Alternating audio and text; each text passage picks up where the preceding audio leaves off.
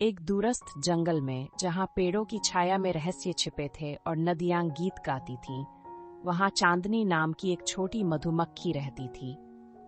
उसके पंख सोने की तरह चमकदार थे, लेकिन पूरे छत्ते में वह एकमात्र थी जिसे फूलों का रस पसंद नहीं था। कोई मीठा शहद क्यों नहीं बनाता? वह हर दिन सोचती, जबकि अन्य मधुमक्खियां खट्टे फूलों पर मंडराती थीं। एक दिन जंगल के मुखिया शैतान भेड़िए ने सारा शहद चुरा लिया। पेड़ मुरझा गए, फूल सूख गए और नदियां चरचराने लगीं। सोने का शहद हमारे जंगल की जीवन रेखा है, बूढ़े पेड़ बाबा बर्ग ने गरजती आवाज में कहा। अगर ये वापस नहीं आया तो हम सब खत्म हो जाएंगे। चांदनी ने अपने छोटे पर ध्यान दिया। मैं उसे ढूंढ लूंगी, उसने संकल्प लिया। बाबा बर्ग की शाखा से एक चमकदार पत्ता गिरा।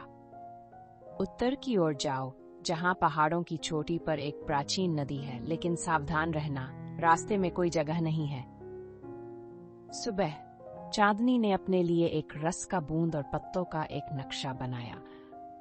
पहला बाधा, जादुई घास का मैदान, जहां हवा ने बोलना सीख लिया था।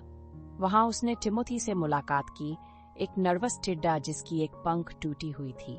क्या तुम उत्तर की ओर जाना चाहते हो? टिमोथी ने कांपते हुए कहा। मेरे साथ आओ, लेकिन पहाड़ों की ओर का रास्ता भयानक है। चांदनी ने मुस्कुराते हुए कहा, डर से पहले विजय है। रास्ते में एक गहरी खाई आई, जिसे पार करना असंभव था। ओह हाँ, एक गहरी आवाज ने गरजते हुए कहा। एक बड़ा उल्लू, जिसकी आंखें चांद की तरह चमक रही थी, पेड़ पर बैठा था। क्या तुम्हें मदद चाहिए? उसने पूछा। हाँ श्री उल्लू, चांदनी ने विनती की। मुझे उज्जवल कहो, उसने हंसते हुए कहा। रोशन ने अपने पंखों से हवा को चीरते हुए उन्हें खाई के पार ले गया। पहाड़ की चोटी पर एक गुफा के मुंह पर अजीब निशान थे, मधुमक्खियां, टिड्डे और उल्लू। जब तीनों ने अपने निशानों को छुआ तो पत्थर का दरवाजा खुल गया। अंदर सोने का शहद एक कांच की गेंद में बंद था, जो काले जाले से घिरा हुआ था। एक बड़ा मकड़ी, जिसकी आंखों में गुस्सा और दुख था, गरजा। क्या तुम भी मेरा शहद चुराने आए हो? सबने मुझे नजरअंदाज कर दिया। मैंने यह सब अपने लिए बनाया। चांदनी ने हिम्मत जुटाई। हम तुम्हें अकेला नहीं छोड़ेंगे, हमारे साथ आओ, हम सब मिलकर नए फूल उगाएंगे। उस मकड़ी का नाम नीला था। वह रोने लगी। किसी ने मुझसे प्यार नहीं किया, मैं सिर्फ चाहती थी कि कोई मुझे देखे। उन्होंने सब मिलकर जाल काट दिए।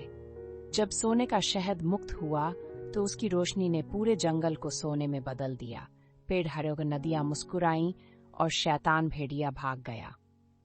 उत्सव की रात नीला ने फूलों के लिए नए जाले बनाए, रोशन ने कहानियां सुनाई और टिमोथी ने अपने टूटे पर एक गीत बनाया। चांदनी ने कहा, देखो, हर कोई महत्वपूर्ण है, चाहे वह कितना भी छोटा क्यों न हो। पाठ, एकता और हिम्मत के साथ छोटे दिल भी बड़े चुनौतियों को हरा सकते हैं।